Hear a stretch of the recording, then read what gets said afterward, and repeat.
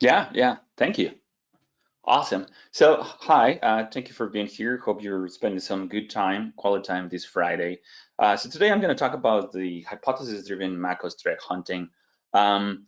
Originally, this presentation, what's going on? All right, so about us.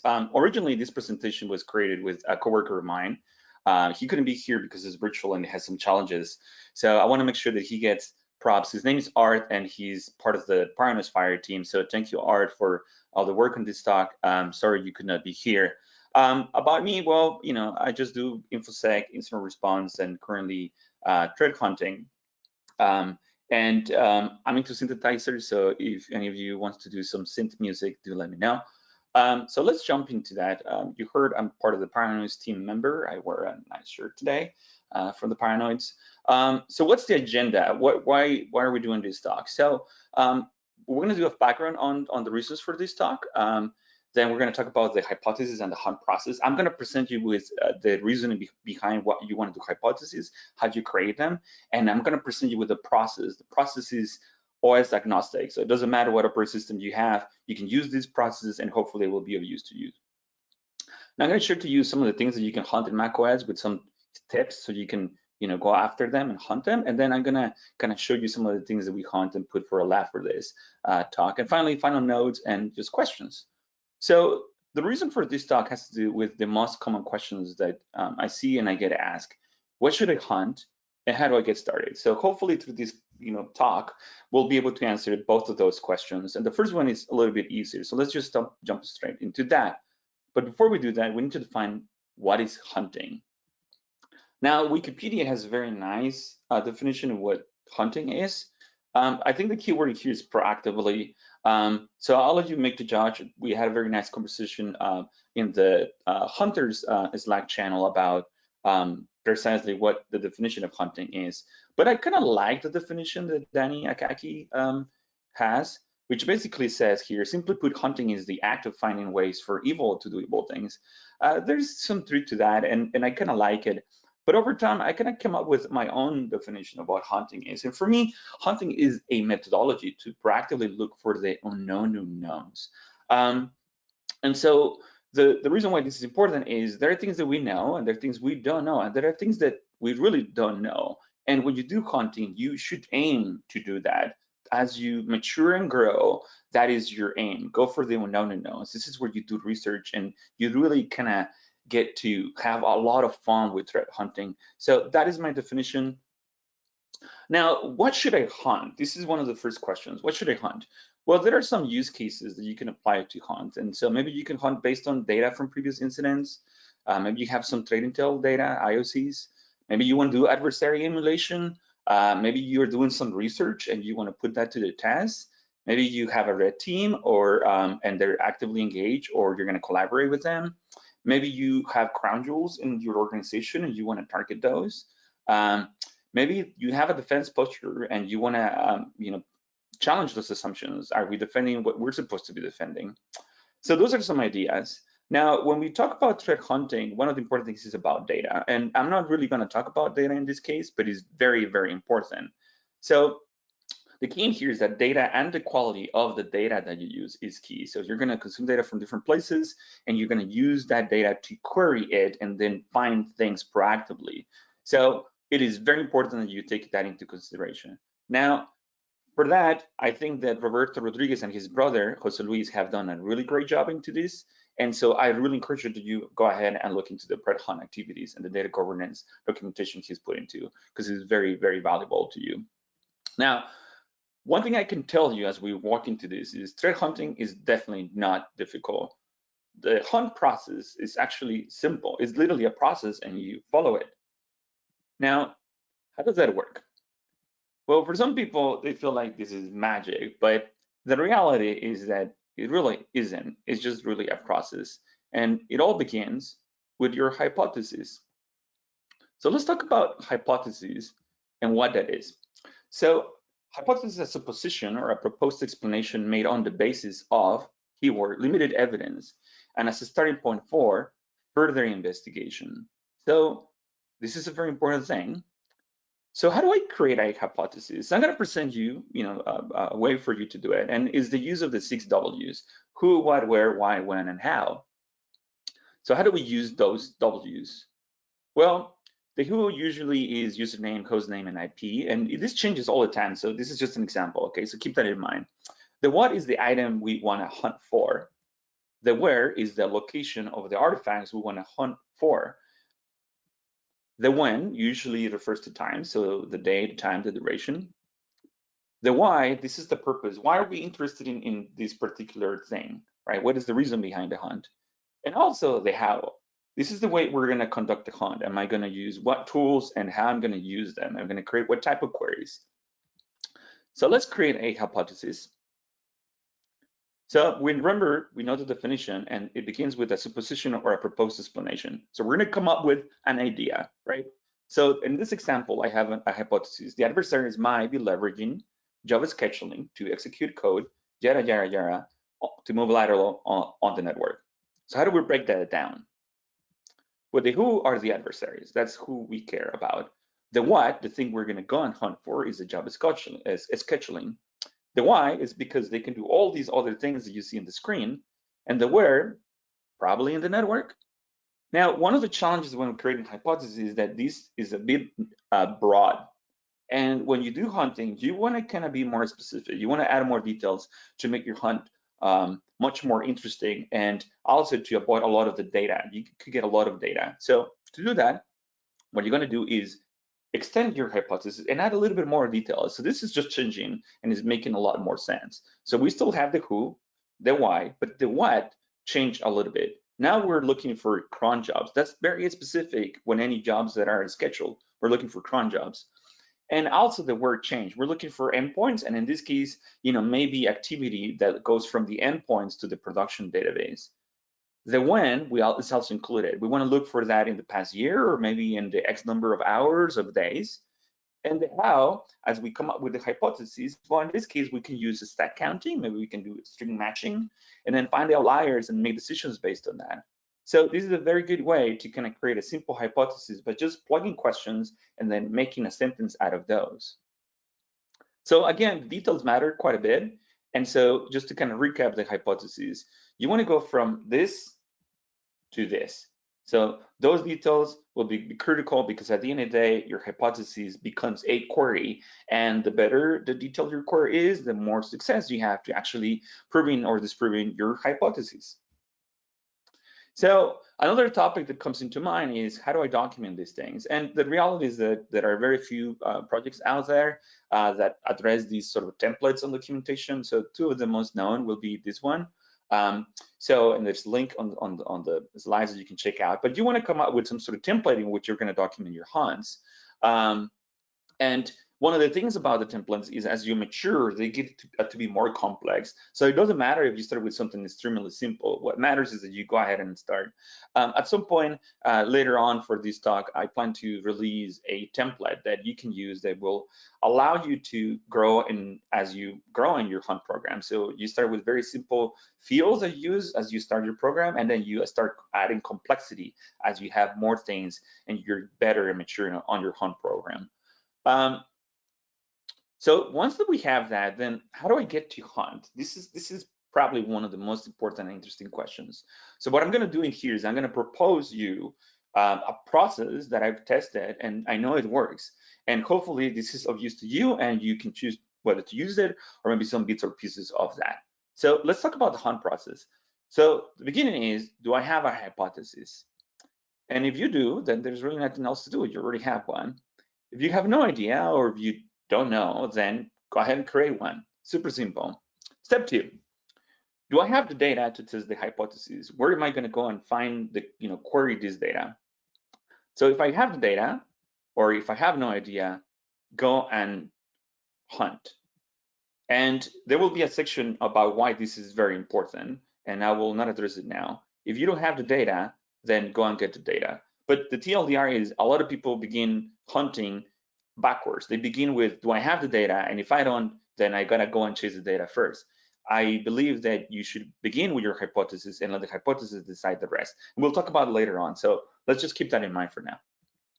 Step 3, Sometimes you want to create a test case, and the test case could be something as simple as literally creating a query or doing a attack simulation, right? Simulate an adversary. So if you believe you need to do a test case, then go ahead and create one. Create your test case, so you run it. If you have no idea or you don't need one, then just go straight and hunt. It's that simple. Now, the last portion of the hunt process on the series of questions to ask yourself is, do I know what to look for? And if the answer is yes, in this case for macOS, these are some of the series of things that you might want to go and hunt for, then it's easy, you just move on. If you have no idea or if you don't know, then go and do some research. Figure out what is that you want to hunt for, do the research, and now you will be more equipped to actually go and conduct the hunt. So how does all of these looks like when you actually have a process flow? Well, you begin with your hypothesis, right? And if you have none, you create one. And if you have one, you move on to the next step. Then you evaluate when you have data. And again, this is a very important step. Only if you truly know from your heart that you don't have data, you stop, you pause, and maybe you want to work on a different hypothesis or go and solve the data issue. If you don't know, or you do have the data, go ahead and hunt. And this is important because remember, you have a suspicious and you're going to challenge that. So if you begin with data, then you're not really testing some of the issues the data might have or the visibility problems by not having data. So this is the better way to actually do your process and your hunts. Now that you move on further in the hunts, you decide whether you want to do a test case, right? And if you don't need to, start hunting, create your queries. If you do need one or you don't know, go and do some research and then make a decision after that. Now you're hunting, you already basically have your hypotheses, you created a query that you're going to use to hunt in your SIEM or whatever place that you have the data. And then you're going to analyze the findings. Now, when you analyze the findings, for the most part, you're going to run into a visibility gap, into data inconsistency, and you find anomalies. So your goal in here is that you're going to document them and remediate them. Now, what's going to happen as a result of this process is you're going to prove your defenses, and you're going to have a few wins. What are those wins? Well, you're going to have less visibility gaps. You're going to have better data.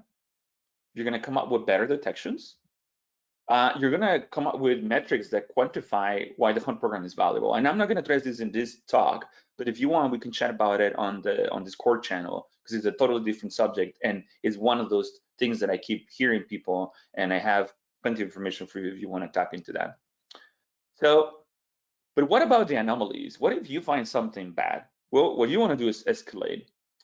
And what I mean by escalate is that anything that requires immediate attention should get prioritized and escalated right away. So if you're doing hunting and you find something that looks odd, then go and kick up whatever your incident response plan is and make sure that gets addressed. If you feel that it doesn't need to be prioritized, you can wait at the end of your hunt cycle and then remediate. But the key in here is find anything, go and address it. Don't wait until the end. Now, early on, I've been talking about this data thing.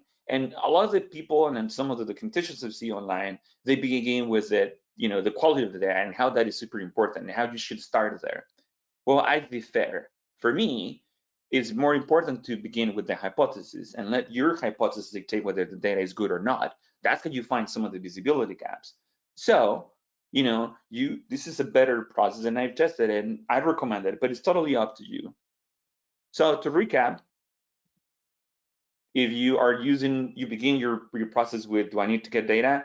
Ignore it. Begin with your hypothesis, let the hypothesis dictate the rest, and then move forward. Now I will be releasing these process diagram as well, so you can use it and test it, and let me know if it was of use to you. So to recap, you create your hypothesis on the process, you decide whether you have data, you can decide if you need a test case, you then hunt, you review the findings, you escalate anything if it's needed, you document the findings, and then you try to review and make sure you remediate any of the gaps. This will help you to improve your detections. And then you repeat. And as you repeat, and you basically apply the ODA loop, which is that you look into something and you adapt and you repeat the process by adjusting the things that didn't work, then you're going to get better and better at this process. And as a result, your program will mature. So in short, how do I get started? Well, you create a hypothesis and follow a process. It's really that simple. What should I hunt? Well, this is the million question, dollar question. It's all up to you. Your organization will have a total different sets of data than all the other organizations. So there is no one rule fits everyone. Use the hunt cases as basis and kind of go from there. Now, with that out of the way, let's talk about macOS, because this is a macOS threat hunting talk. So in this section, I'm going to try to cover the things that you want to hunt for in macOS, and maybe we're going to give you some feedback on why, and provide a little test of hypothesis for you to use. So let's dive in. Now, one of the things that we can do that could help you really quick to kind of get into ideas of what hunt and macOS malware comes from Objective-C. They've done an excellent job on documenting all kinds of malware and other flaws and 0 days and things. And so you can break this data apart and then come up with ideas. But you can actually summarize all of that, and then you will learn that there is a set of things that if you're doing macOS threat hunting are very important to you, and you should at least look into those. So what are those? Well, like I said, there's plenty of data that Objective-C has come up with. And so these are the places where you actually want to go and look for indicators of abuse. You got the launch daemons, the agents, kernel extensions, cron jobs, production extensions, the shell activity, gatekeeper, there's exfiltration, there's the new things that come with Catalina. So let's talk about this. Let's kind of break and kind of present for those that don't know. Let's talk a little bit of macOS and why you want to go and look for those things. So let's talk about launch daemons. So launch daemons use a plist file. It is a file that has a configuration, and it kind of tells the operating system when to start, stop, or manage other scripts and processes. So it's a daemon that runs in the background. Launch daemons, they run without a login user. There is, for the most part, no GUI interaction. They're stored in a particular path, system library, and this is important. As you learn about paths, you always can compare the path where something is supposed to run and what the actual process is running. Is very effective. So process to file and the paths, you're going to find very interesting stuff. So this is an example of a test, and you can actually see a plist being run.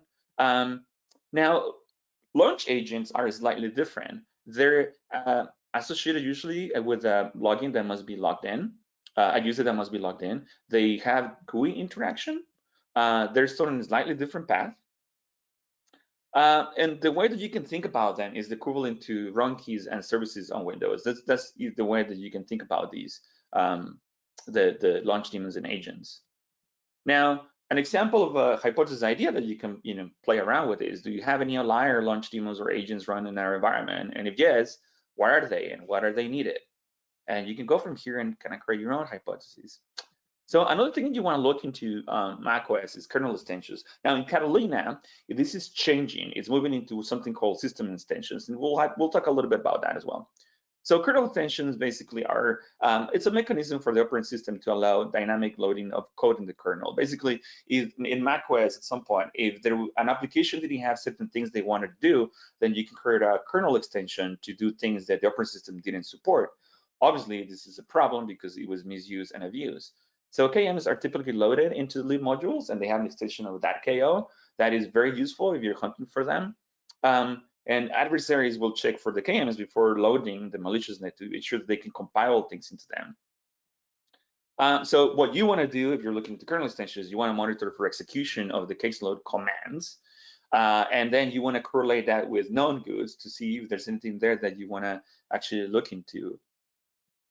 Now, there's a difference between the kernel extensions and the system extensions. Let's talk about that really quick. The KEXT, or the kernel extensions, execute their code at the macOS kernel level. What Catalina has done is that they try to use the system extensions to leverage controlled user space. So basically, they're moving from the kernel to user space to control more what these extensions could do. Now, that doesn't mean that there is no ways to kind of find evil on these things, but things are changing, and hopefully, as the new versions of macOS, they will completely move away, and that's the plan actually, to move away from kernel extensions.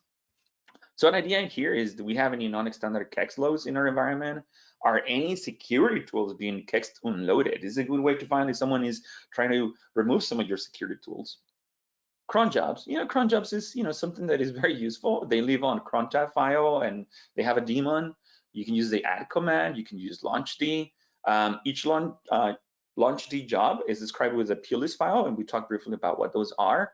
And in the file, you have a start calendar interval, that value that you can use to kind of set when the job will run. So in here, one of the things you want to think about is, what is it normal in my environment? And one of the things you can use when you do hunt is you can do rack and stack, and then find what stands out. An idea for cron jobs is, what scheduled jobs are running in my organization? What is the difference between the endpoints across the corpus? Then we get into browser extensions, and so browser extensions are very interesting. And one of the things that, it's a lot to talk about browser extensions, but as from the point of view of hunting, you want to inventory and monitor the browser extensions and the installations that deviate from the normal, because this is a good way, and a lot of malware actually abuses this on macOS. So malware will use this to kind of create processes within the browser, and then connect to C2s. And sometimes it's very difficult to tap in, especially in macOS, into the browser and the browser extension. So there's some challenging here. Network monitoring will be your aid in here. So if you have that, you can look into the volume of traffic for a particular endpoint, and that could help you correlate if there is something that it's going on in there. With the use of DNS over HTTPS, things are changing, and these becomes even more problematic. So keep that in mind. You want to monitor for new items written to the P files or to the disk, and so these will be browser extensions, and the browser extensions might write some other things that will be indicated that something isn't right in there. So an idea for browser extensions is, do we have any malicious or known browser extensions running? That is a very interesting question, and it's a bit challenging to answer it. Now we get into the shell activity, and this is actually, you have your command line and you're doing things, so things are happening in there. So things you want to look into that, all SSH commands, maybe some lookup ports that are used to forward stuff. Maybe someone is doing touching the PAM sudo. The spoiler is that touch the sudo could be a good thing. So it depends. You need to evaluate. This is another very interesting and very common. People stomping on history files, trying to delete them so you cannot see what's going on with them. Things you want to look into: what's running from the temp directory? Are there any suspicious directories? Are there anything that is being triggered from a shell and suspicious directories? And you can go on and on and on. Plenty of ideas for you. So now let's talk about Gatekeeper and Xprotect. And so Gatekeeper is basically a mechanism that macOS has to allow you to kind of protect from downloading files that come from the internet. And you get a quarantine flag that is set, and you get challenged to say, hey, this doesn't meet the criteria. Do you want to run this application, yes or no? So the user gets prompted with something, and the user must decide whether they want to run it or not, and be explicit about it. So the issue with this is that it can be bypassed, and in the past it was a little bit more easier to do that. Another thing, and I have to verify this a little bit more, but in the past, files from the external media or the network shares do not set the flag. So now Gatekeeper is bypassed. This is very important, because if you have a USB and you can plug in something, you can do things that normally you couldn't do. So physical attacks, totally worth it. So a tip: hunt for the attribute being removed. And here's the attribute you want to look into. So the slides will be shared, so you have this information anyways. This is an example of what the screen looks like and what the user will be prompted to, and that's exactly the kind of activity you want to look into. So an idea is, are any queue flags being removed, and if so, why? Where to look into that. Exfiltration. This is common no matter what operating system you have. But in macOS, there are things that you want to look into, and in general in the operating system: mass directory compression, someone using a tool to compress a directory or set of files.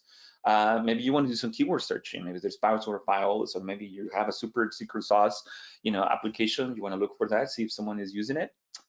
Maybe you want to look for cloud solutions. Maybe does your organization allow for Dropbox, iCloud, yada yada yada.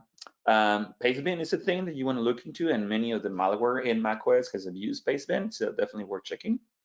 So monitor for uploads.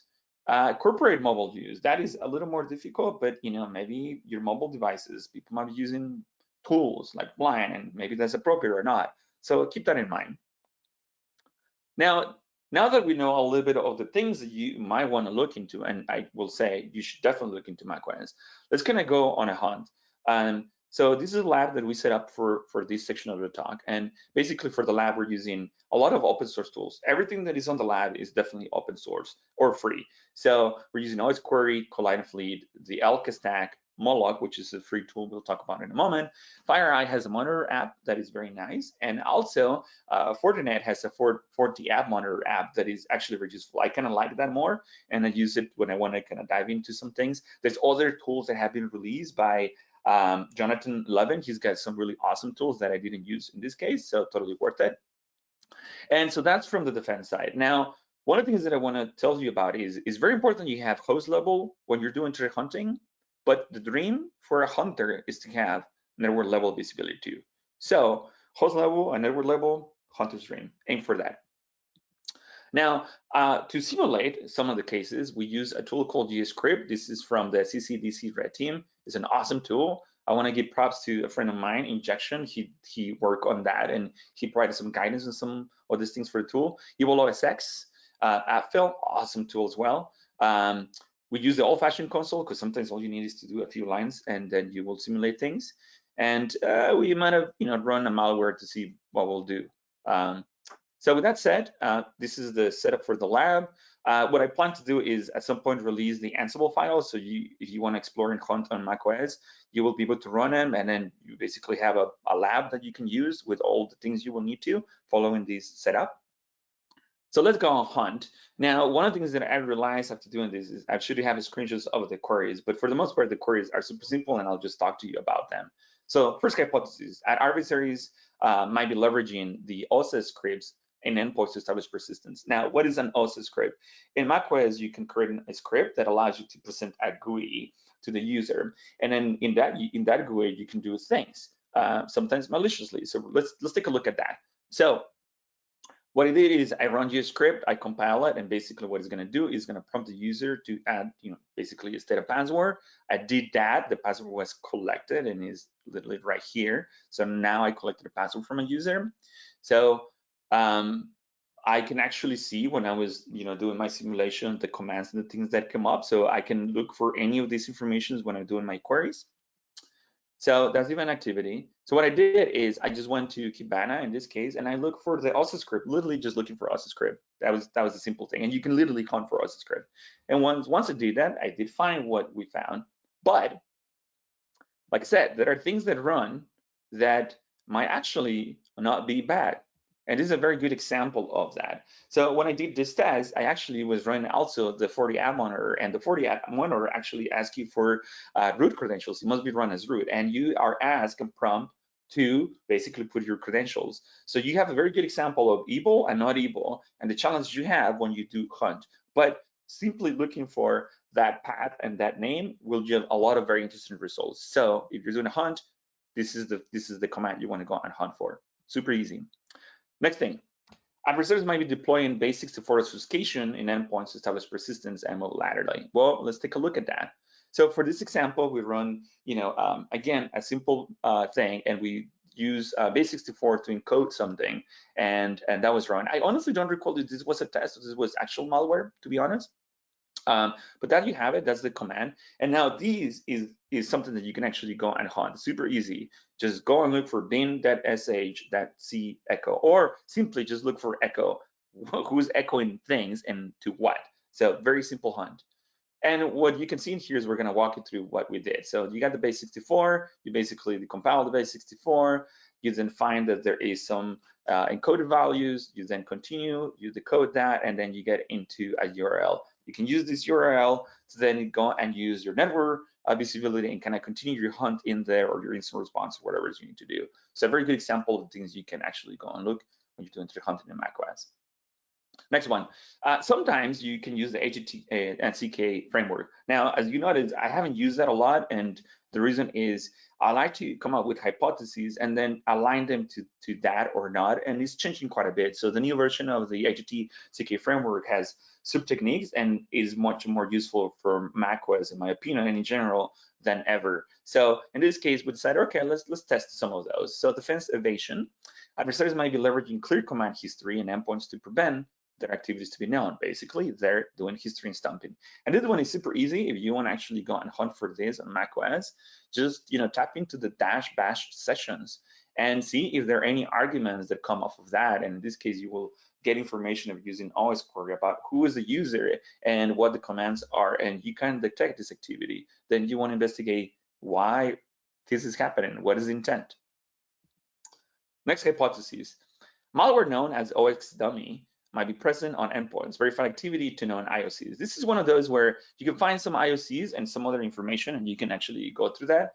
One of the things that I want to share is that I like to see reports that have IOCs, and they're very valuable, but challenge the IOCs. There are many reports that I've seen where there are very valuable IOCs within the report, but they didn't make it into the list. You want to read the report and then come up with ideas to digest what's happening. So let's kind of do that a little bit in here. So we have information in here. So let's kind of look into that. So we have a file and there's some reversal. So let's look into that. So there's a shell script that downloads a file that is pretty large, and the script is actually called a script. So what you can do is literally hunt for, is there any file that is a script that has been downloaded? And this is what a query like that would look like. And when I did is we kind of narrowed down into a particular finding. And I think for this one, we actually did run the malware. And so there is the file in here running. But recall what I said earlier, you want host level and network level visibility, and that's a hunt stream. So sometimes you lack things. Is this legit or not? What is this a bad file or not? So for this, we're using Moloch, and I want to give a shout to Andy and Elise, part of the Paranoid team, and they run Moloch and all the Moloch awesome community. So in this case, what we did is there's a set of information on the report, that there's a destination IP address and there's a particular port. So let's go to Moloch. Now we know the source of the IP address that we found in our logs, and let's see if there was any interaction to that IP. And well, guess what? There was. So now using Moloch at the host level, we have a much more successful hunt, and we can now create detections for the host level and actually for the network level. All right, with that out of the way, I want to share something that came out from threat hunting that is now public, and it happened last year, early January. I call it rotten pairs. And so basically, we begin, doing a hypothesis some time ago about the adversaries might leverage Perl's reversals to move laterally and establish persistent next-field data.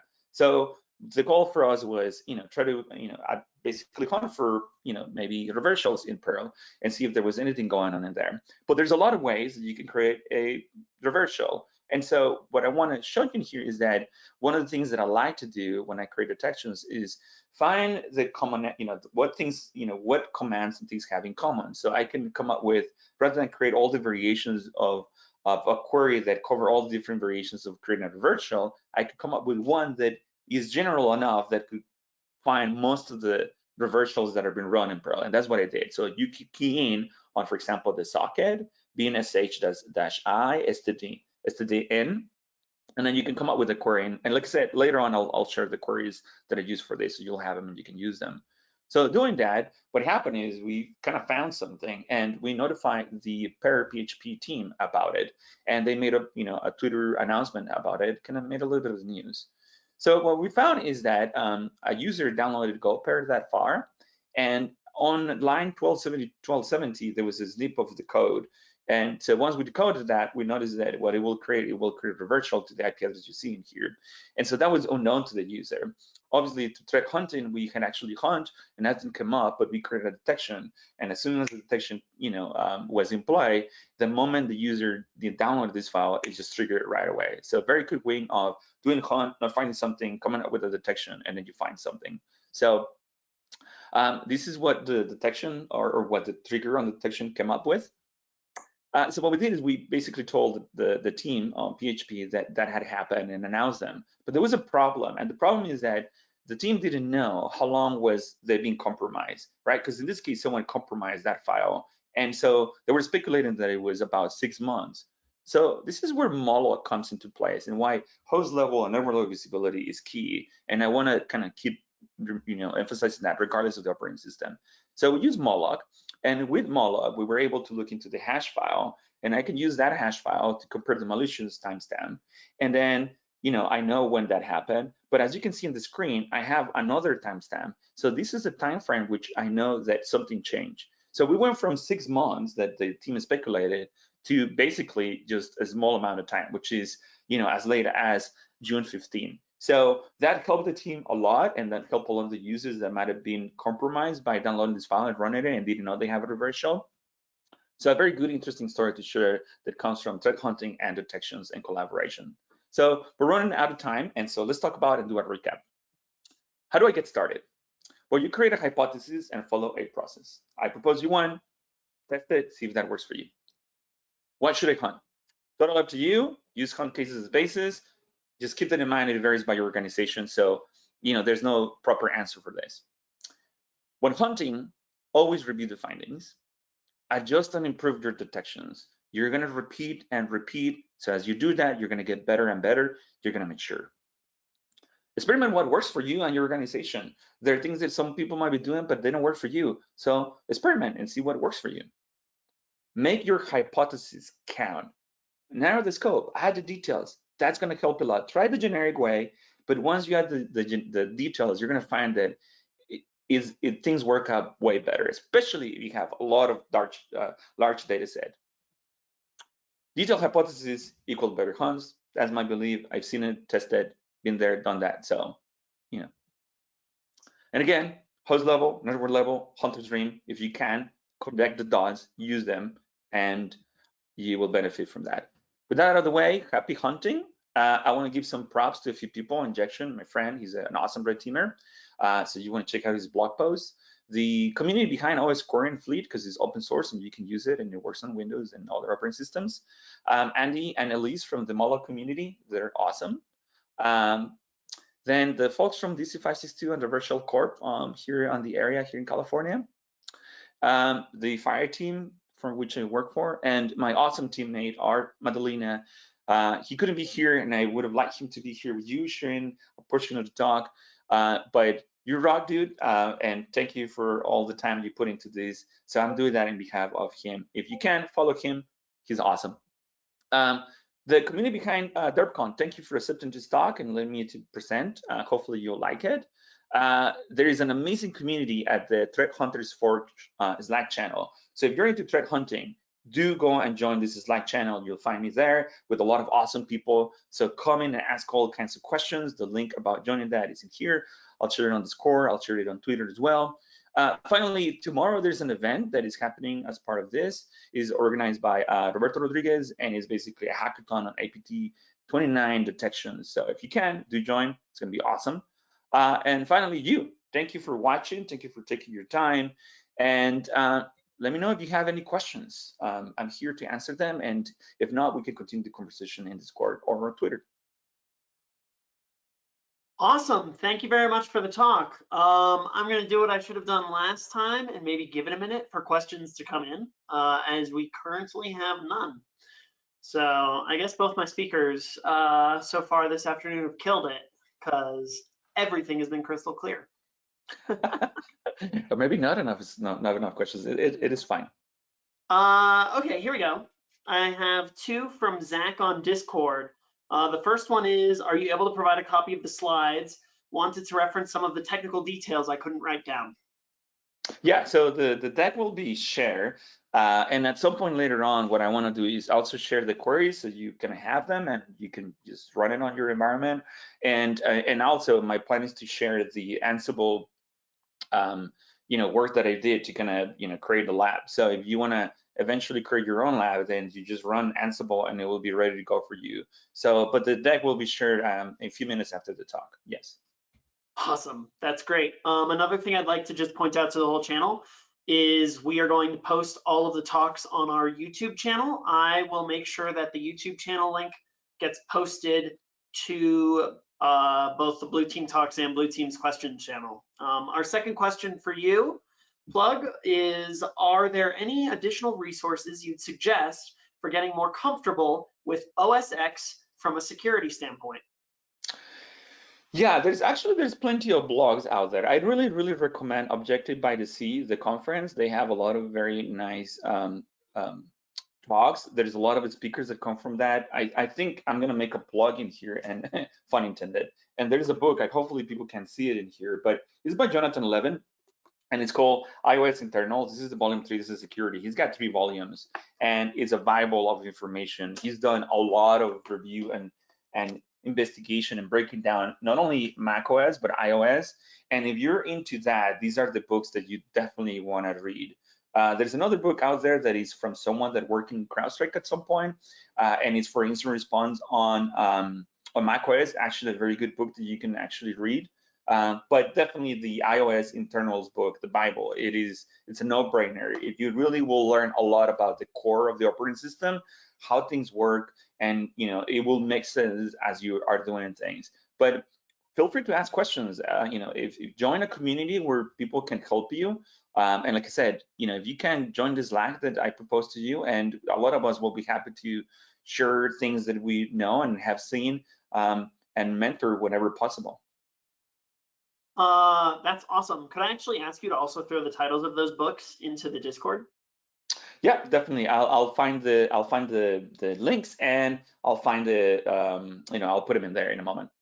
Awesome. One more question from Cowbell. What is the presentation for tomorrow for APT 29? So I guess some more details about that. Okay, so basically, Roberto Rodriguez, which many people will know, he's got the Modor set, and what he's doing is a hackathon. And what you want to do is follow the guidelines. And there's actually, I think you can see my screen in here. So let me show stop percent in here. Exit from that, and I have it in here. So this is the site. So hopefully you can see the URL. And it is that you're going to join and you want to participate. And it doesn't matter if you don't know. The idea is that there will be a hands-on session where we can all help each other. So there's a data set that was released by the attack HTNCK evaluations team. And the idea is that you kind of load it and you're going to come up with ways to kind of detect things. So all the information is here. I'll post the link on the Discord channel. And the main goal is that you can simulate things. And when this case, I think the simulation is already done. You're basically gonna go over the data and try to come up with detections that will be open source that people can use. So if you don't know how to do that, no worries. At least just join. Other people will do their best to come up with detections, but the output will be out there and open source. So you will benefit nonetheless, either by going or at least by the output that will come out of the hackathon. Awesome. It looks like I have one person typing, so I'm going to give them a moment. But so far, thank you so much for the talk. You totally killed it. Thank you. Hopefully it was of use and people can try to test the process. I think that's one of the most common questions I get. So hopefully that's of use to them. Yep. And it looks like the person who was typing has stopped. So I'm going to take that to mean that there are no more questions. Thank you very much. All right, no problem. Thank you. Enjoy the rest of the con, and thank you for the opportunity.